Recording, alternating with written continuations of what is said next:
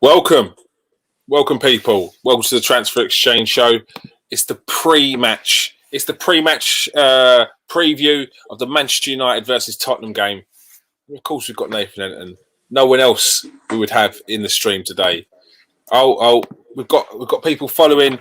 Gareth Lewis, how you doing, Gareth? Big 3 points needed today. Come on, United. We've got another a Man United fan in the comment section already. Love that. Nathan, Love that. Team news is out. Give us the team news. Let us know what you think. Well, as you can see along the bottom, we've got Henderson, Wan-Bissaka, Lindelof, Maguire and Shaw. That's the usual suspects at the back. Then you've got Fred and McTominay to cover them, which is good again. Then you've got Bruno, Pogba. I don't know how they're going to work that one out. Bruno, Pogba and Rashford, and then Cavani up front. So I'm just trying to work out. Usually he deploys Pogba off the left when he goes up in that, top position. But Bruno's going to stay in the middle, I'm quite sure. So I'm thinking he might be playing Pogba on the right side today, just so he can be one of the attacking players and then go and do his thing. Now, obviously, we know he plays better from the left. So I'm not sure how that's going to work out. We'll see as it transpires, to be fair. But tough game against Tottenham today. Do you think it's a strong enough squad to do some damage, to get payback from that earlier loss in the season? Well, looking at it, I started thinking, looking at the starting lineup there, obviously, Ole Gunnar Solskjaer has gone, right, I'm not going to let goals in this time. I am not letting goals in. That's what I'm going to play my most defensive back six possible, the team that doesn't leak goals. And then I'm going to try and leave it to Rashford, Pogba and Bruno Cavani to get something. And from the looks of it, Mourinho is probably thought about the last game, scoring loads of goals, thinking he can do it again. And he's gone attacking. It looks like he's gone more attacking today. So they're playing right into the hands of our way of playing, really, which is counter-attack. So that's what we're looking to do against them at their ground. So it's all set up for a counter-attack 1-0 for me. It looks like a 1-0. If we can, keep it tight, not go forward with any of those front six, and just make sure that they cannot open their legs up and obviously expose your likes of Maguire, then we'll be all right. They've got a strong side. I can see Reguilon left back, Aurier right back. So he's going to want to get forward, Aurier. He loves to get forward a lot. He's going to leave that space for Rashford to go into. So I'm quite confident that it's going to. I don't think there'll be many goals in it, because United, like I said, once they play that formation, they take something away from their attacking side. But when you look at the way they're going to set up, it looks like it's on for at least one time where we're going to make something happen and we're going to get a goal from something. Someone needs to do something special for a goal. But it looks like we could walk away 1-0 winners with this one. Yeah, I mean, as you said, Spurs have gone with a really attacking side.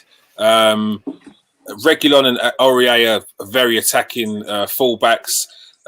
Looks like only Højbjerg in the centre of midfield that's going to be someone that's going to be holding, and Ndombele, Lo Celso, Lucas, Son, and Kane all in one squad. And this is Jose Mourinho. As you said before, he may have had thoughts of the previous time when they played. But was that the same? Was that the same starting lineup as what he's got now, or was that slightly different? I was going to say, because I don't think in that first game he would have gone so gung ho as he did. As he has looking like he's going in this game. Exactly. It looks like he's really, really fancied himself. Just maybe because they got such a big win, but he didn't realise we did go one down. And we were pretty much at the start of the season when we were kind of off the pace. We didn't have that pre-season in us like everyone else did. And we were really off the pace then. We wasn't looking good at all. I know we got an early goal after 1 minute penalty. I think it was a penalty. Rashford went down.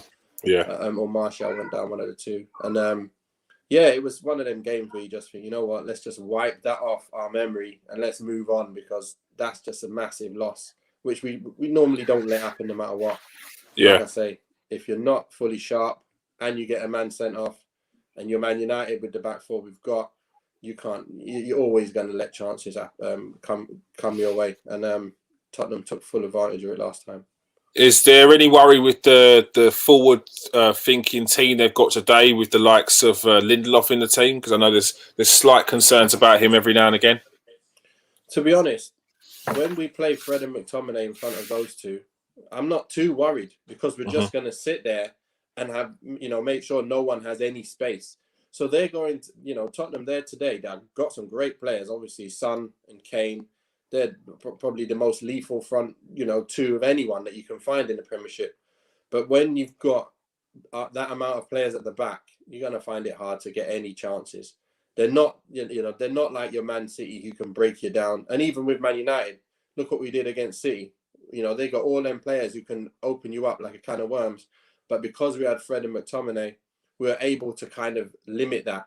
And I think that's what Solskjaer's doing here today. He does. I'm sure he will be happy to come away with a 0-0 win, 0-0 draw here, just because it's Tottenham away. But for me, we know that Tottenham are quite suspect in that centre defensive position with Rondon and Dyer there. Dyer's not a centre back, and then Rondon, I'm not sure he's not so good. Otherwise, he would have been they would have been doing better this season. So I think we can get at them there. Aurier is going to move forward, so I think we're going to have some times where we're going to be able to counter-attack. That's why Dan James is probably playing as well, because if we get on the attack once they've made their fullbacks go forward, we're going to make something happen. Rashford, Pogba, Bruno, there's a few players there that can go and, do something out of nothing. And we thrive when a team tries to attack us. And hopefully today's the day when they try and attack us as much as possible, because we will get a goal. And a pretty solid bench as well. I mean, there's always options off the bench. I know Matt is getting on a bit, but you've got the likes of Mata, Ahmed, Van der Beek, and Greenwood on the bench to if you need them as well. So it's you've got to look like you've got a strong squad for today. Yeah, I think if Cavani's, if we don't supply Cavani, I don't say if he has a quiet game, because he always works hard. He's always trying to be in the right positions, making them runs. But it's if we supply him, then obviously he'll probably stay on the pitch. Now, if we're not supplying him, we'll probably get Greenwood on to try and do something, because he could score something out of nothing, maybe a little bit more than Cavani can. So I expect to see that change, if anything. Apart from that, unless we're winning and winning comfortably, I don't see him changing much, because what he's like. He likes to stick with his favoured team. That keep it tight. And unless Pogba's getting knackered and he brings on Van der Beek last few minutes, I can see Greenwood coming on, Van der Beek coming on. I would like to see Mata come on at some point, because I haven't seen him for a while. And his link-up play, when Van der Beek's on, when Bruno's on and he's on, it's a bit special. He doesn't have the pace, but you don't have to have the pace. When he's got it up there to pop it around. These guys have got the brain. And especially if we don't have a structure, you need a brain at least. And they're the ones that can open you up, especially if things are tight at the back as well. You can move it around. And Mata gets his fair share of chances as well. To say that he's slow, it doesn't matter, because Mata can open you up. So, he's one of them. And the thing is as well, players like Juan Mata coming towards the final run of the season. You never know when you might need him in a European game. You never know, you might need him in an important Premier League game last minute to sort of unlock something. So you've got to keep these players fresh. Otherwise, that once they get on the pitch, and they'd be rusty, and there's no point in having them in the squad. You need these types of players in there.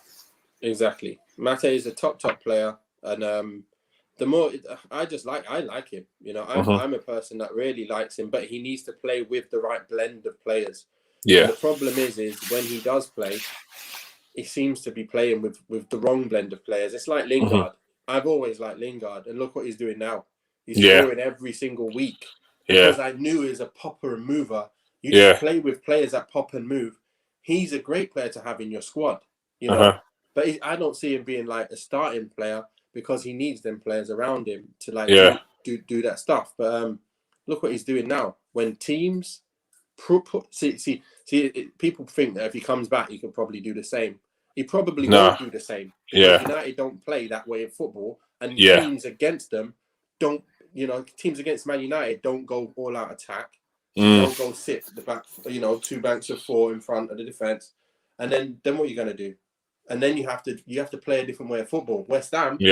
What are Leicester gonna do? They're trying to attack against West Ham. West Ham now have openings, and they'll go get goals. So it's a whole different thing. So it's a different way of playing. And horses for courses, I would say. Yeah, and your score prediction, were you giving it? Like I said, I think it's gonna be pretty tight unless something weird happens. You get sent off. Someone gets sent off.